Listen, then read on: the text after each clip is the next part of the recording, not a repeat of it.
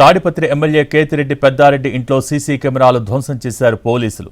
Polling రోజు ఘర్షణల తర్వాత పెద్దారెడ్డి ఇంటికి వెళ్లిన పోలీసులు ఇంట్లోని ఫర్నిచర్, కంప్యూటర్లు ధ్వంసం చేశారు. సీసీ కెమెరాలను సైతం కర్రలతో కొట్టి ధ్వంసం చేసే ప్రయత్నం చేశారు. ఇందుకు సంబంధించిన వీడియోలు వైరల్గా మారాయి. పోలీసుల వైఖరిని తప్పుపడుతూ వైసీపీ లీగల్ సెల్ ఎన్నికల సంఘానికి ఫిర్యాదు చేసింది. పోలీసులు సీసీ కెమెరాలు ధ్వంసం చేసిన వీడియోను సమర్పించింది.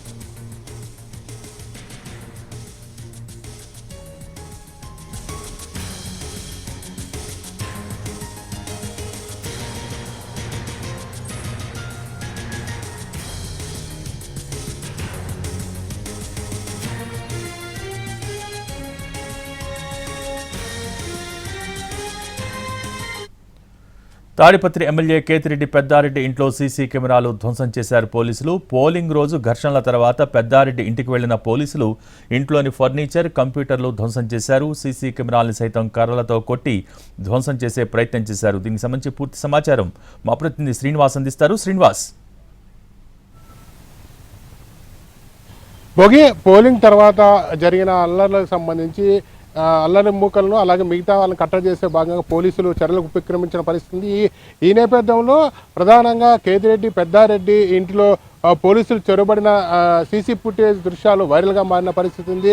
ఏదైతే ఉందో ఇటు జేసీ ప్రభాకర్ రెడ్డి, కేతిరెడ్డి పెద్దారెడ్డి ఇండ్లకి పెద్ద ఎత్తున పోలీసులు వెళ్ళి అక్కడ దాక్కున్న వారిని పంపించే ప్రయత్నం చేశారు. ఈ ప్రయత్నంలో భాగంగా పోలీసులు లాఠీలకు కూడా పనిచెప్పిన పరిస్థితి. ప్రధానంగా ఎమ్మెల్యే కేతిరెడ్డి ఇంట్లో పెద్దారెడ్డి ఇంట్లోకి పెద్ద ఎత్తున పోలీసులు చొరబడంపై వైఎస్ఆర్సీపీ సంబంధించిన లీగల్ సెల్ నాయకులు తీవ్ర స్థాయిలో ఆరోపిస్తున్నారు. సత్యనారాయణ రెడ్డి అలాగే ఉమాపతిలు ఇప్పటికే ఎన్నికల సంఘానికి కూడా ఫిర్యాదు చేసిన పరిస్థితి. ప్రధానంగా కేతిరెడ్డి పెద్దారెడ్డి ఇంట్లో సీసీ కెమెరాల ఫుటేజ్లతో ధ్వంసం చేయడంతో పాటు అక్కడున్న వారి పట్ల కూడా దురుసుగా ప్రవర్తించారని చెప్పి కూడా నిన్న ఆధారాలతో సహా ఎన్నికల కమిషన్కి లీగల్ సెల్ నాయకులు ఫిర్యాదు చేయడం జరిగింది. ఇవాళ కూడా ఏదైతే ఉంది ఈ ఘటనకు సంబంధించి పూర్తి స్థాయిలో వైసీపీకి సంబంధించిన ముఖ్య నాయకులు అలాగే ఎమ్మెల్యే అభ్యర్థులు ఎవరైతే ఉన్నారో వారు కూడా మీడియా సమావేశం పెట్టి సీసీ ఫుటేజ్ని విడుదల చేసే అవకాశం ఉందని కూడా చెప్తున్న పరిస్థితి ఉంది.